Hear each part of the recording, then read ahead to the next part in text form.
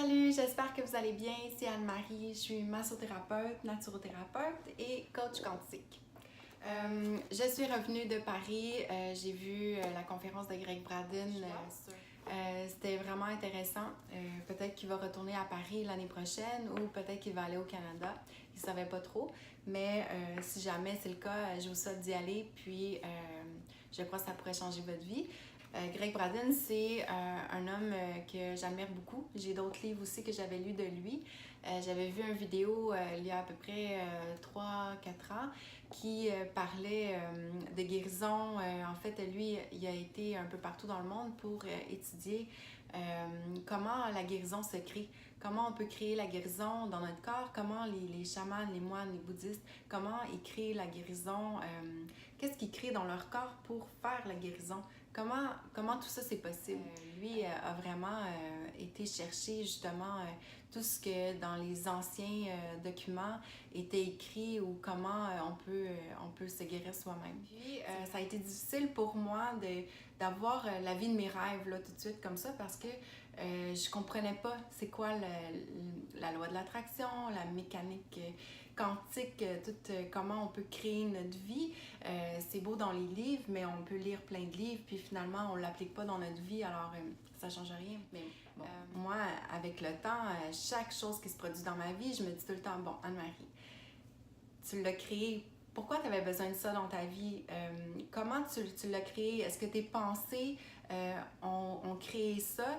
Et comment? Pour justement aller changer mes pensées, aller changer ma biochimie de mon corps qui va créer un nouveau moi, qui ne va pas réattirer les mêmes situations. Moi, ça a changé ma vie de comprendre ça.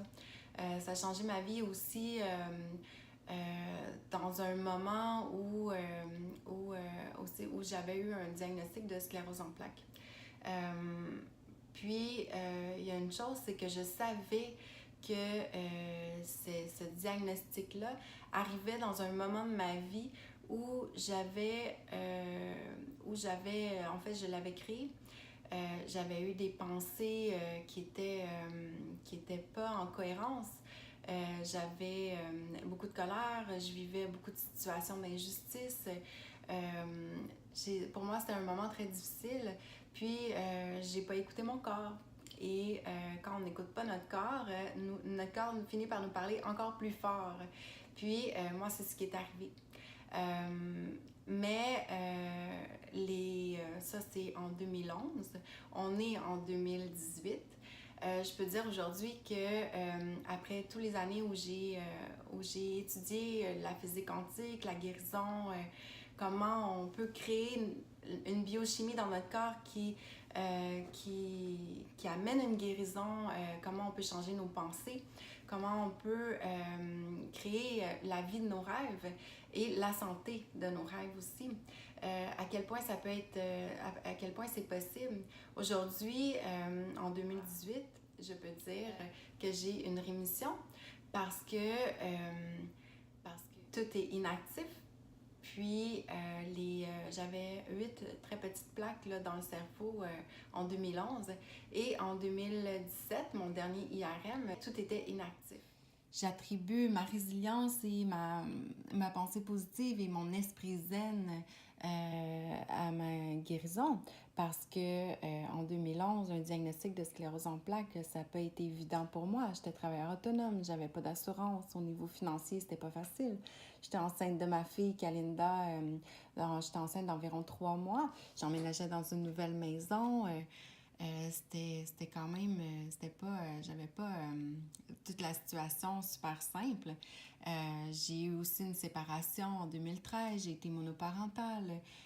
Par la suite, j'ai rencontré quelqu'un, j'ai réemménagé dans une nouvelle maison, j'ai revécu la famille recomposée et bon, ça n'a pas été facile non plus. J'ai vécu une séparation en 2017. Ça a été comme... J'ai vécu des émotions fortes. En plus, je gérais une entreprise toute seule. Alors, c'était beaucoup de stress quand même. Mais j'ai eu l'esprit zen. j'ai vraiment focusé sur le positif dans ma vie parce que j'avais tous les ingrédients pour me faire rejeter, tous les ingrédients pour pleurer dans un coin, tous les ingrédients pour m'effondrer sur tous mes problèmes qui auraient pu... j'aurais pu avoir la vision de mes problèmes comme si c'était immense dans toutes les situations, tout ce que j'ai vécu. J'ai gardé l'esprit zen, puis je pense que ça m'a aidé beaucoup. Même que de voir ma neurologue, je l'ai repoussée le plus possible parce que à chaque fois que j'allais là, je rencontrais l'infirmière, mettons, une demi-heure avant. Puis là, elle me passait la liste de toutes les questions qu'ils posent.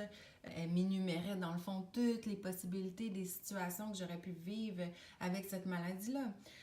Moi, à chaque fois que je voyais l'infirmière puis la neurologue, je passais 2 jours à être dépressive après. Tu sais, c'était énorme, là. Mais bon, ça se vit pendant 2 jours, puis après ça, on passe à autre chose, puis on focus sur notre santé. Il faut revenir à focuser sur notre santé. On n'a pas le choix. Parce que si à chaque moment présent, on ne focus pas sur notre santé, on risque de créer la maladie. Puis c'est pas ça qu'on veut quand on veut une guérison. Quand j'ai revu ma neurologue en 2017, puis qu'elle m'a donné mes résultats, ça s'est passé exactement comme j'imaginais. J'avais déjà visualisé plusieurs fois cette scène-là. Ma pensée consciente m'a amenée à avoir une guérison. Et bon, ça se fait pas du jour au lendemain. C'est plusieurs lectures, plusieurs moments présents où on doit être en pleine conscience, qu'on est en bonne santé, qu'on est guéri, qu'on est bien. Et on doit cultiver ça à chaque moment présent. Je crois que c'est ça le secret. J'ai vraiment voulu comprendre qu'est-ce qui se passe, comment notre pensée, comment nous, on émet des ondes qui ont un impact sur la matière, puis la cellule, puis que finalement on a un impact sur un organe, ou on a un impact sur notre vie, sur tout ce qui nous entoure. En fait, tout est énergie et j'ai compris que c'est notre pensée, c'est notre croyance, c'est tout ce qu'on ressent comme étant vrai se produit dans notre vie. Puis au moment où on réalise ça, qu'on a créé notre vie, puis que du début à la fin, on a toujours tous les événements, on a toujours, on les a créés à 400%, c'est incroyable. On est capable consciemment, si on a créé notre vie inconsciemment par notre subconscient et toutes nos croyances limitantes et tous nos automatismes, alors c'est possible de créer consciemment. C'est que quand on met en application toutes ces connaissances-là, la vie devient magique. On attire tout ce qui est en harmonie avec nous. C'est impossible d'attirer quelque chose dans notre vie qui n'est pas en harmonie avec nous.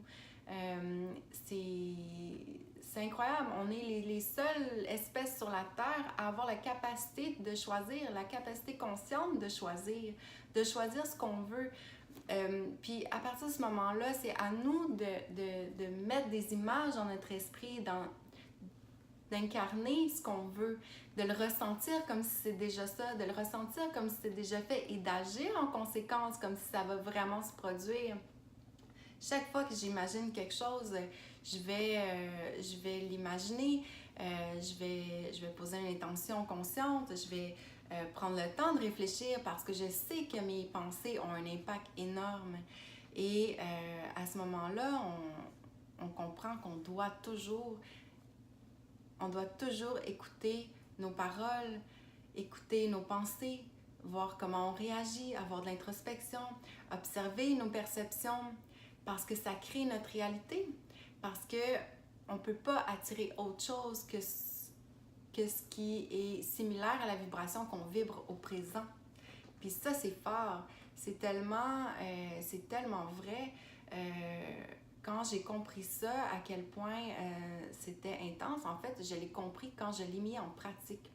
Parce que c'est beau de lire tout ça dans les livres, puis de voir plein de conférences, puis de dire « Wow, c'est vrai », mais quand on n'est pas capable d'avoir de l'introspection, puis de se demander « Ok, est-ce que chaque événement de ma vie, c'est vraiment moi qui l'ai créé?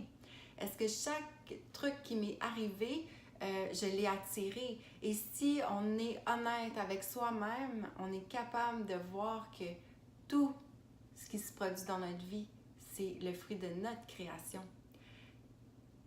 Puis, à ce moment-là, on peut juste prendre la décision de choisir nos pensées. Est-ce qu'on veut les mêmes pensées que les autres ou on veut choisir nos propres pensées ou créer des nouvelles idées? Est-ce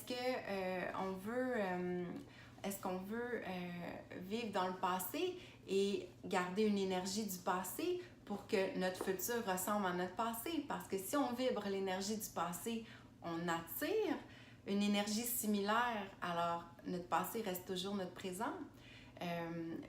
C'est fort, tu sais.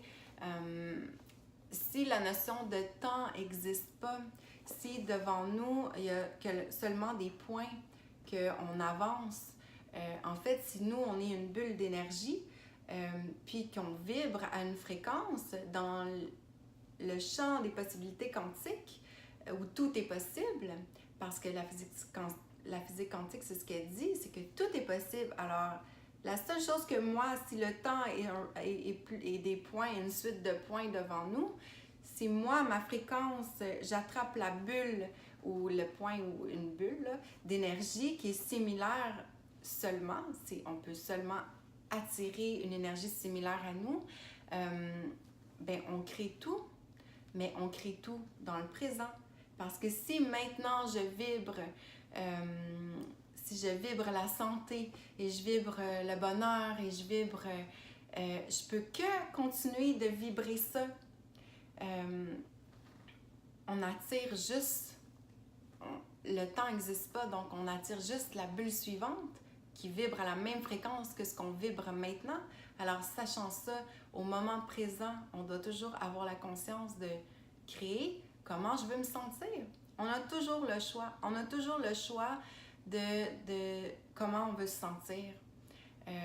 Nos pensées, quand on a peur, on crée une biochimie dans notre corps, on crée de l'adrénaline, quand on a du stress, on crée du stress, du cortisol, mais aussi quand on est en lune de miel, on crée une énergie, on crée une biochimie dans notre corps qui vibre à la fréquence de « je suis pas fatiguée, j'ai pas besoin de manger ». Quand les gens sont en lune de miel, là, c'est juste leur pensée.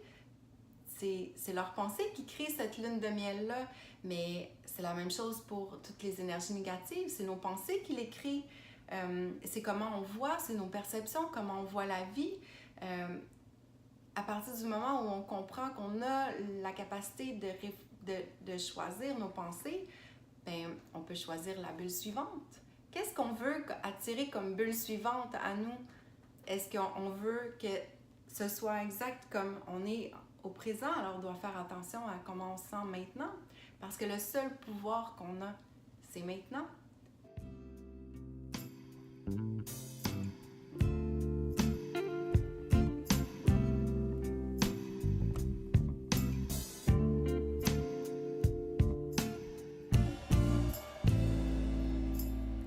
Quand j'ai compris tout l'impact que j'avais dans ma vie par des petits trucs que j'essayais de visualiser puis qui se produisaient, des petites choses que j'ai fait des vidéos YouTube là-dessus.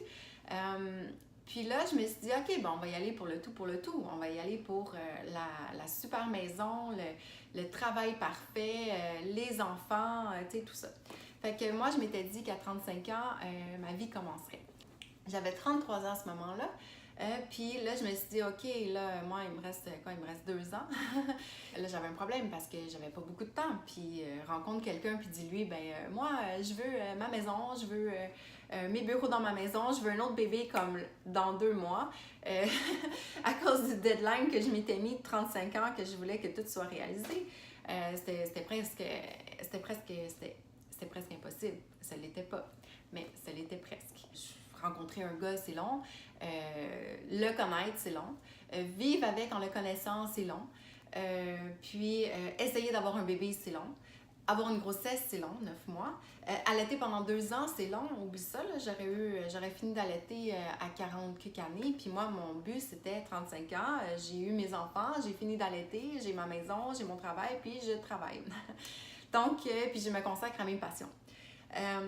Fait que j'avais vraiment pas beaucoup de temps. Mais bon, comme je crois que la loi de l'attraction fonctionne, puis que tout ce qu'on désire, on peut l'avoir si on y croit vraiment à 400%. Alors je me dis, bon, ben regarde, on met ça entre les mains de l'univers quantique, puis ça devrait se produire.